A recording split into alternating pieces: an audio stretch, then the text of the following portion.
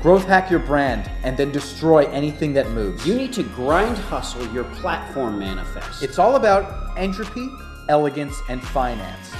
Blockchain. Invest in real estate every day. Invest in meal estate every morning. You need to mind hack the mind shackles that are grabbing your mind. Entrepreneurs. Entrepreneur. Teach a man to fish and he'll eat for a day. Eat the man who just fished and you'll eat for a lifetime. Spartans! Business money hacks. Welcome to Business Money Hacks. My name is Dustin Taylor Hahn. And I'm Bridge Stewart. And today we wanted to talk about something that's very important to us, something that's close to home because it's very important for you to keep your creative spirit up. And how do you do that is to optimize your creative self. Yeah, I mean, it's so important because in this industry, you got to work. There's a lot of work involved, but you got to keep your mind open to creative possibilities too. You're right when you say you have to work to work. I think that's a very good point, Bridge. I mean, if you're not working, then what are you doing? And we often talk about our sleep schedule. Bridge, I think at this point, you sleep about 45 minutes a night, and then you're right back to the office. Is that correct? Yeah, about 45 minutes. Occasionally, I'll go into a couple catatonic states throughout the day. But beyond that, 45 minutes is all you need. Yeah, it's really all you need, and you could spread that out, too. So what I like to do, I don't like to do a consecutive 45. I go for like a quick 30-second of blacking out throughout the day.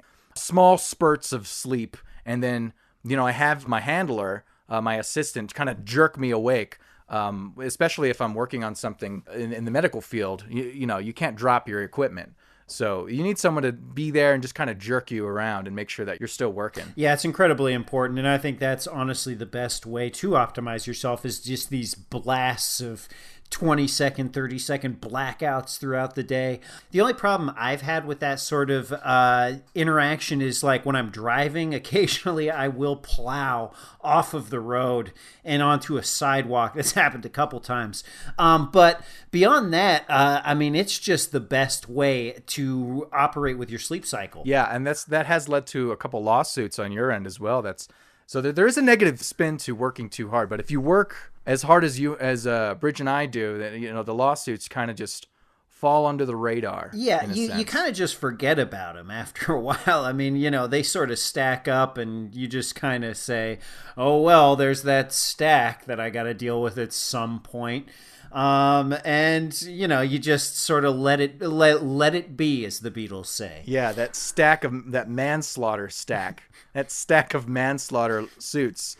I'm gonna have to deal with that at some point. Push it aside. I think that's what John Lennon, Paul McCartney were going for with that is accidental manslaughter, and just sort of letting it be. With that song, "Let It Be." You might have a good point. I don't know if Ringo was involved in that song, but he's had a couple problems with lawsuits and hitting into people on the highway. Oh yeah, he's got a couple notches on his belt in the manslaughter arena. I mean, you wouldn't be a Beatle if you didn't have at least 3 deaths on your hands. Sure. At that time, it was the 60s. It was the swinging 60s. People were free. People were open. People were killing each other left and right. It was the 60s. Yeah. I mean, you can't blame them for trying to explore the road. I remember that was one of the songs, "Explore the Road," whether you're going on one side or the other side of the road. I think Revolver was based around John Lennon's actual revolver that he shot people with. So they were groundbreaking in a lot of ways. We think of them as sort of these like hippy-dippy types, very liberal-minded, but they were staunch conservatives, especially in Britain at that time, very much so, big into the gun scene. The Beatles. Oh, yeah. George Harrison, he was a stone-cold killer. That guy had blood. That guy would go into the studio covered in blood, and no one would bat an eye. And it would be like, oh, yeah, George Harrison at it again on the streets of London. Yeah. Very interesting. I think Paul McCartney also, the same thing. He would, at the height of their fame, they were robbing convenience stores just for fun. It was a free time. I mean, they call it Beatlemania for a reason because it was insane. Like the carnage that was wrought by the Fab Four. They were involved in a lot of gang war too. That song "Hey Jude." That was like "Hey Jude, where's my money?" because Jude was he was big in the drug scene in the Yeah, Jude was a drug dealer that they held up in Liverpool. just a rival gang. Anyway, so the Beatles, they would explore their mind. They were also mind explorers as well. Mind optimizers. But you could transfer that into the tech world, and that's what's been going on. Oh, yeah. Very recently, at least in the last 10, 15 years in Silicon Valley. That's where we have our guest in here today. We'd like to welcome Matt Dugan to the podcast. Matt Dugan, thank you for joining us. Boys, thank you so much for having me. I'm a huge fan of the podcast, by the way, so it is an honor to be here. Thank you. Now, kind of just run us down, like, what is it you do? So I am a doctor of sorts, a therapist really, to many of my friends in the higher tech circles in California. I operate primarily in the San Francisco Bay Area, Silicon Valley specifically. I also dabble down south in Los Angeles. And I deal with various clients and help to give them medicine that they require in order to microdose throughout their workday. So microdosing, this is a new thing that's been going on in the tech world. Can you explain what microdosing actually is? Yeah, so it's actually not that new. I think really it's just been getting into the spotlight of the world now because so many people are doing it, and it has kind of caught on. Really what it is taking various drugs like magic mushrooms and LSD and taking very small portions of it and doing it throughout the day that we prescribe to the clients to make sure that they are given enough to have creativity throughout the day and stay focused and sharp.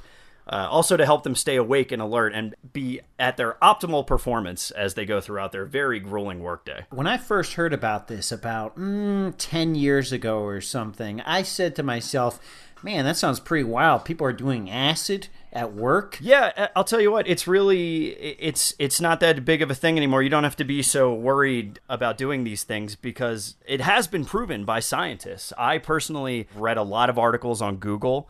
I've gone through a lot of various articles and things that I've found on the internet, and it sounds like a lot of people agree that the service I provide is very helpful for a lot of these tech giants, and they keep coming back. Let me tell you, business is very good, and I feel like I'm doing a great service to these companies. So you're an expert. You're reading articles. Oh, absolutely. I've read a lot of articles on Google. I mean, that's why I love these companies, because they allow me to get the knowledge I need in order to help them optimize their performance and get them the drugs and the prescriptions they need. So it's helpful to microdose. I personally do it myself. So you're doing LSD and psilocybin mushrooms throughout the day, and you space it out in very small portions? In very small portions. It depends on the day.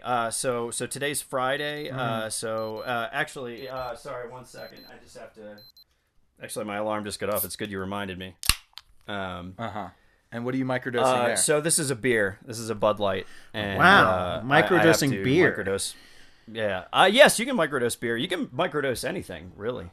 So I'm writing a book right now, Macrodosing Your Microdoses. It's really looking at your life as one big macrodose and breaking it up into microdoses. And that's why, throughout the day I like to start, I have a beer about once an hour. Okay, so you have one beer once an hour. That's a small amount is what you're saying, because it's not that much. A beer an hour, because your body will process it. So after 14 beers, after 14 hours, I mean, you're usually okay. I've also built up a bit of a tolerance. So it's actually, it really doesn't affect me that much. So it really just depends on the day and the week and what I'm doing that week. So, and that's a lot of my clients. I mean, like take Mark Zuckerberg, for instance. I'm going to go see him after this podcast. Cool guy. Real cool guy. Really cool guy. Really fun guy. Throws a hell of a party. Very fun. So he likes to microdose cocaine. That's something that helps him get through the work week. So he'll do one little speck of cocaine about once every 2 hours, and that just keeps his mind alert. He doesn't even feel it, but it affects his brain enough that he's able to stay awake and alert throughout the day. So I think it's very important in life to, build tolerances to things. I was on sort of this kick. It's kind of like speed. It's called GX74. It's this pill that sort of just, gave me a little bit of an upper, and I found out, like, if I started taking that multiple times a day, day, I wasn't getting that rush I needed in order to avoid sleep.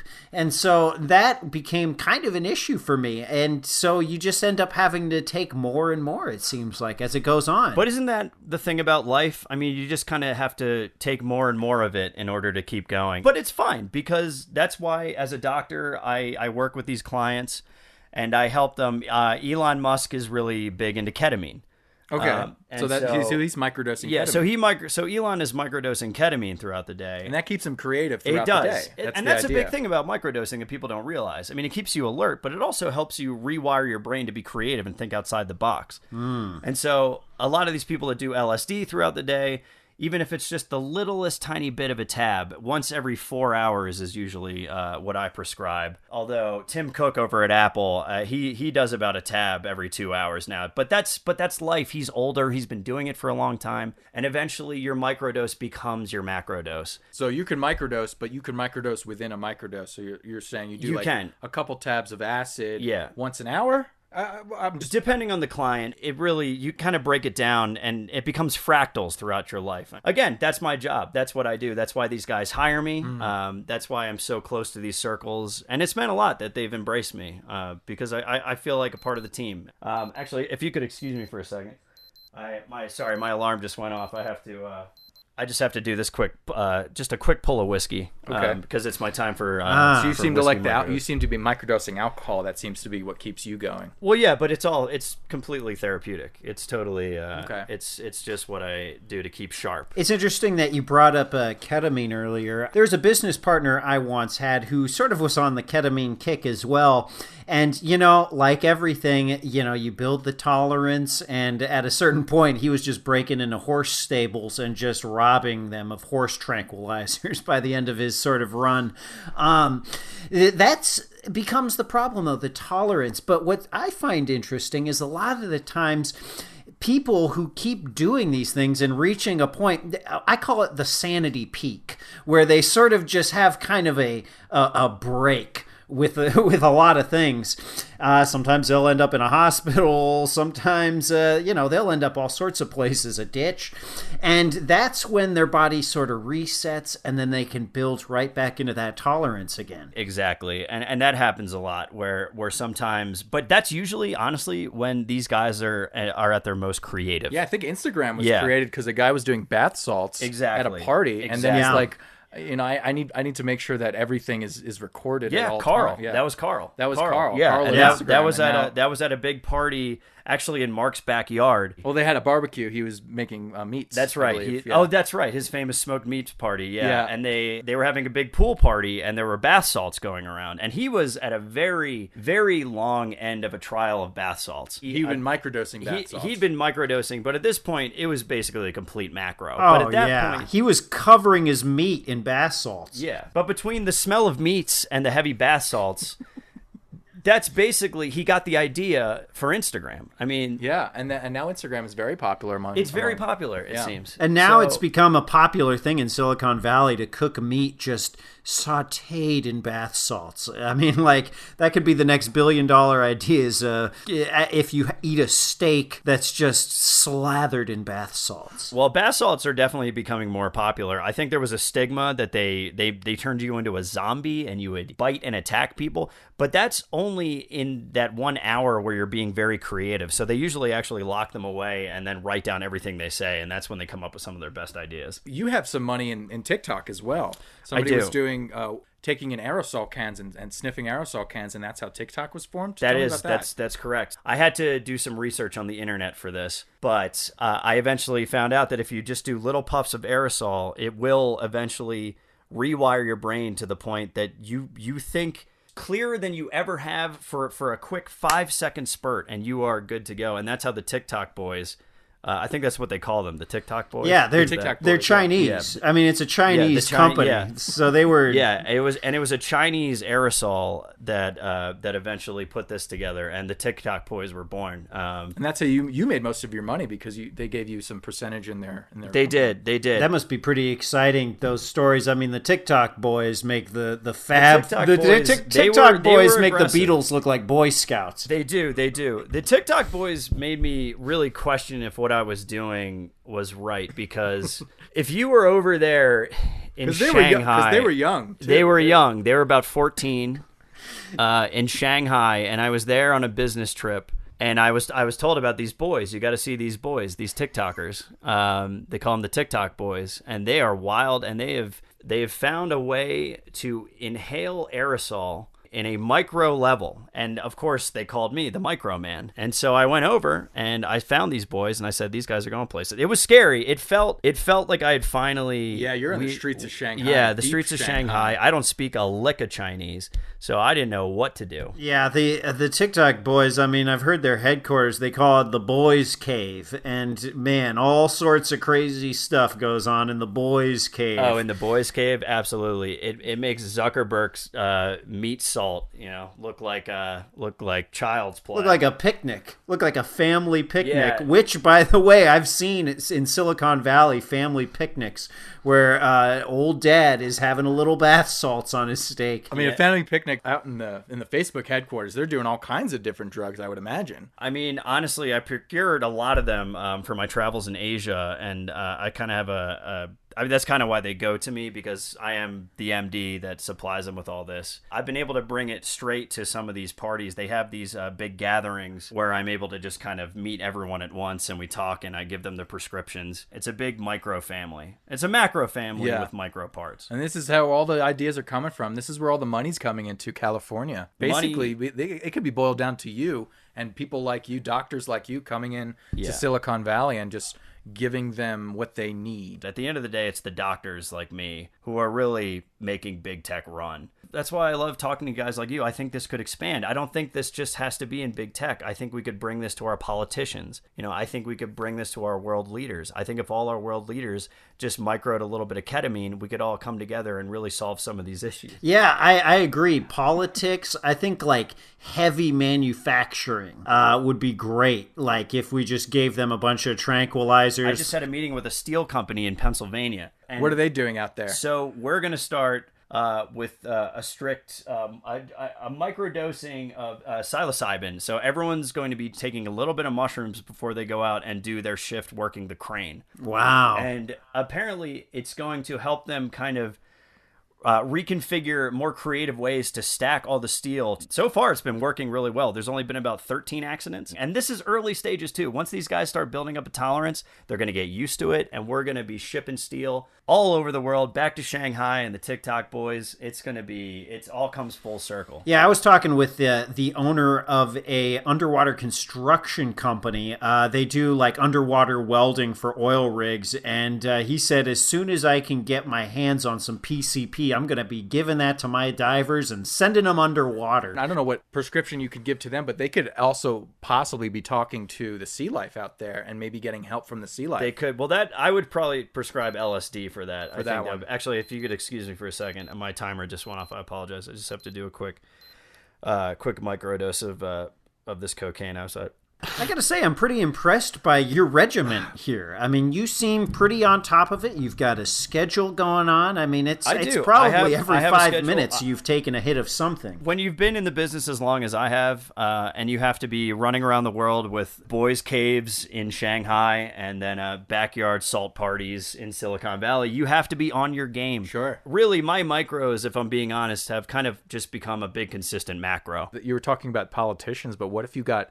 these kids are playing a lot of video games. I don't know how their schoolwork is doing, but have you considered these kids putting them on opium? Maybe all across the country we can get these kids on opium. I think opium, a microdose of opium would really help them all focus. Honestly, I think children are just doing the wrong drugs. So opium doesn't keep you alert, does it? Or it kind of no, but if we cut that with them microdosing a bit of MDMA as well. Oh, you could kind of so you can mix these microdoses. Oh, you can mix microdoses all you want. I mean, know that. Yeah, I mean that's kind of the point. I've always supported giving Molly to kids.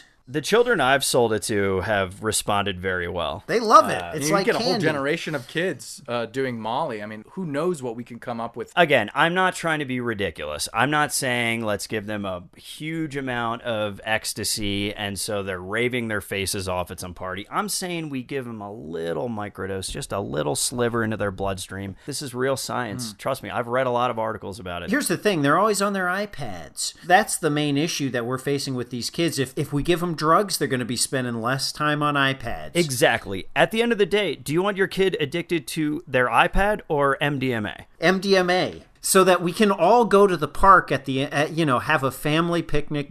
Father is having his bath salts. Mother is having her ketamine. Children are taking a shit ton of MDMA. I think that is going to really progress us as a society. This is a world that needs a consistent microdose if we're ever going to get out of This funk that we're in right now. People aren't coming up with any new ideas anymore. In my business, I sort of set a policy where I said to my employees, hey guys, we're going to start doing mandatory microdosing in my offices. Like, we need to really think outside the box here. You guys are going to be taking acid. And I definitely met some resistance to that. Like, people definitely weren't down.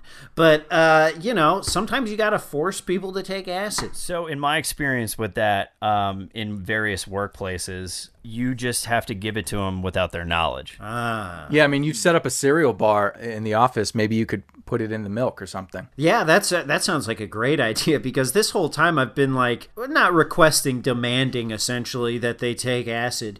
But I guess maybe if I just sort of slip it in or work with the carrot or I guess the cereal instead of the stick. Yeah, I mean, I would like to try something like that as well. Just with people that I'm around on the street. It's like, sir, what do you think? Do you want this?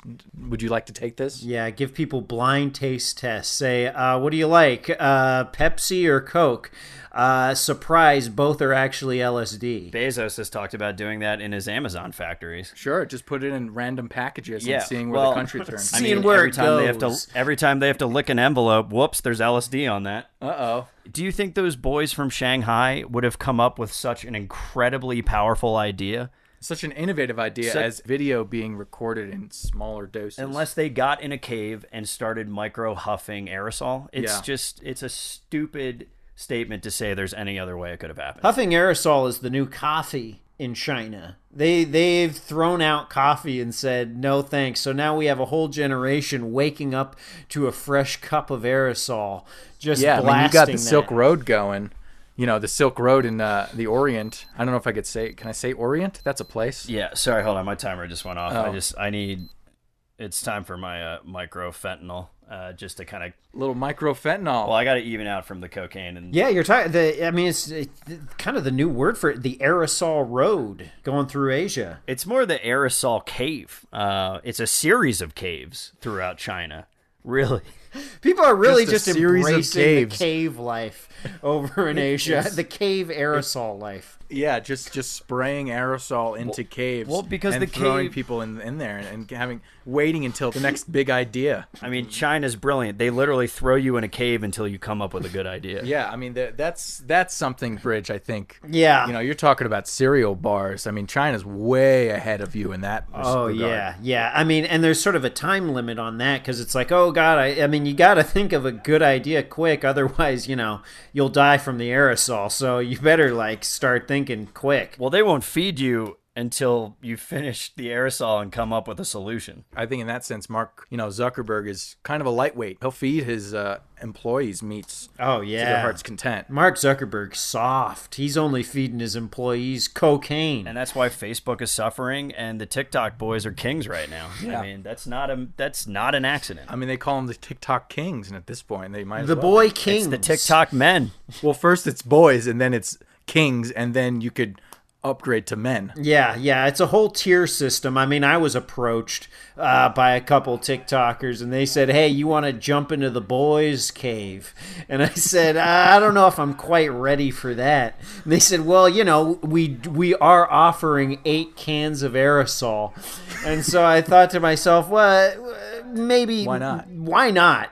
And so I hopped in the boyz cave, and man, I gotta say, I came up with at least 9 great ideas. Unfortunately, I don't remember any of what happened in that cave because of all the aerosol I was taking.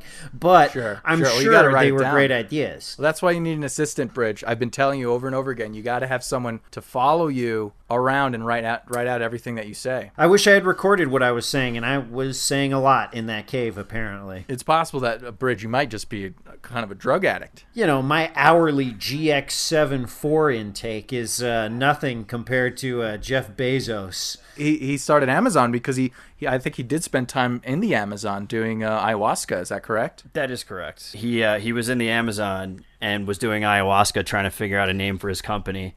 And he came up with the most creative thing ever. He threw up black bile all over the shaman and then said, "Oh, I should just call it Amazon. I want to go home." Yeah, he looked at the first thing around him, which was the Amazon, which was he But in. that's why it's so brilliant, because sometimes it's the most simple simple thing. solution. And all he had to do was overdose on ayahuasca to realize the name of the biggest company in the world is going to be Amazon. Yeah, he said I just want to go home. I'll just call it Amazon. I just want to go home. I just want to go home. get Yeah, I home mean, I to named one of my loving wife. companies Yeah. Chair. Hold on, sorry guys, my alarm went off. I got to do another bump of this ketamine real quick. Okay, so Matt, would you say potentially that you were a drug addict?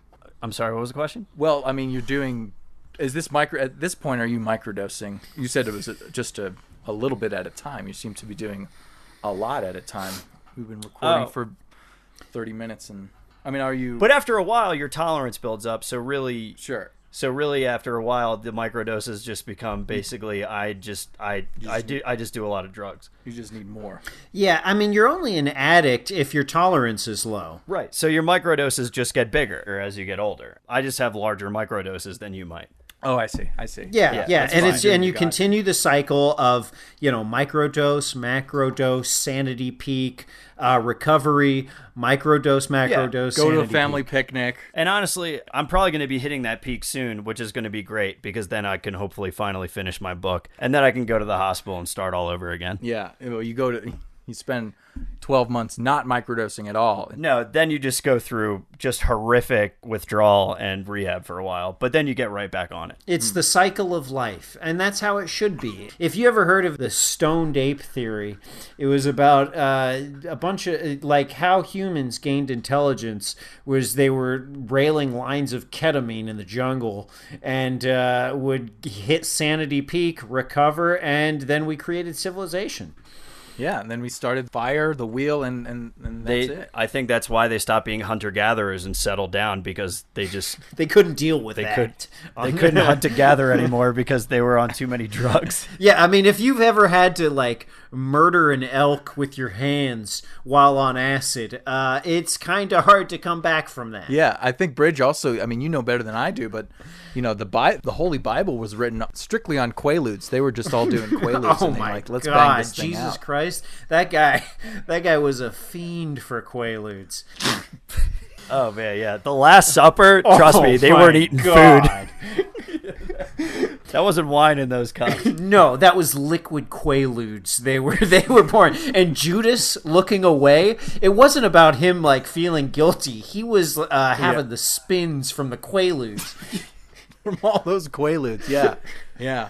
He couldn't. And the Romans, they were Judas very couldn't straight edge. hang. I don't think the Romans were doing anything The at the time. The Romans weren't. No, they saved it all for the gladiators. Well, man, I mean, I wish we could talk more about history. I think we just touched on it with the Beatles and Jesus. Have people been microdosing in the past, and now it's just kind of has this resurgence? Microdosing is as old as human civilization. I mean, for all we know, animals have been doing it even longer. Imagine tons of catnip just in a lion cage. Imagine 50 pounds of angel dust and a Rottweiler. I'd watch that. I'd watch those dog fights. That'll be the most efficient, creative dog you'll ever see. Sure. For about 5 minutes. Well, then you just have to microdose again. Then that Rottweiler has to reach sanity peak and then recovery. Well, again, yeah. Sanity peak. And when Jesus got nailed to the cross, that was his sanity peak. That's right. Yeah, that was a tough recovery. I mean, a lot of people think he was nailed to the cross because of his beliefs. He was nailed to the cross because he was just going too hard. Like, people were like, whoa, Jesus, like, you need to rehab for a bit. And he was like, he no. was operating on too high of a level. They couldn't restrain him. Operating on way He was right. He was doing They too had to much restrain yak. He was doing. right. He had to be the restrained. strength of 10 men. You think they would just tie him down? No, they had to nail him to a cross in order to get him to just. It literally is just like, look, Jesus, there's no other way here. You need to rehab here. This is for your own good. And he took 3 days off, and he was back. And he raged harder than ever. He after knew. that. Matt Dugan, thank you so much for coming on and giving us this information. I mean, I have learned so much about this very large group of people who have been doing this up in Silicon Valley. I know it's just been like kind of in the background, but I'm glad that you've kind of illuminated us on this subject. Oh, of course. Boys, seriously, I really appreciate you guys having me. It means a lot. And yeah, I hope I could help, and I hope everyone buys my book whenever I finish it. And if you excuse me, I'm really not feeling well. Okay. So I'm going to have to just We'll just go in the bathroom. Do you mind if I... No, just open the door and just go in there. I'm sorry. No, it's fine. I think I microed a little too much. Oh, it's okay. Oh, it's much on the micro. carpet. Well, That was looks like he might be hitting sanity peak pretty soon here. yeah. It looks like he's hit sanity peak with alcohol and LSD and a little bit of coke, I think. Thank you for listening to Business Money Hacks. I'd like to thank Matt Dugan for joining us and also selling me crack. I'm Bridge Stewart. I'm Dustin Taylor Hahn. Tell your friends. Tell people to subscribe. We need subscribers. We need it. I'm so upset when we don't get more people subscribing to our podcast. I mean, we're trying to we're doing this for you folks. I need more people communicating with me. It's very, very lonely down here in my cave. Please contact us at businessmoneyhacks@gmail.com or BMH Podcast on Twitter. Please do this for us. Please subscribe or I'll kill myself. Thanks so much.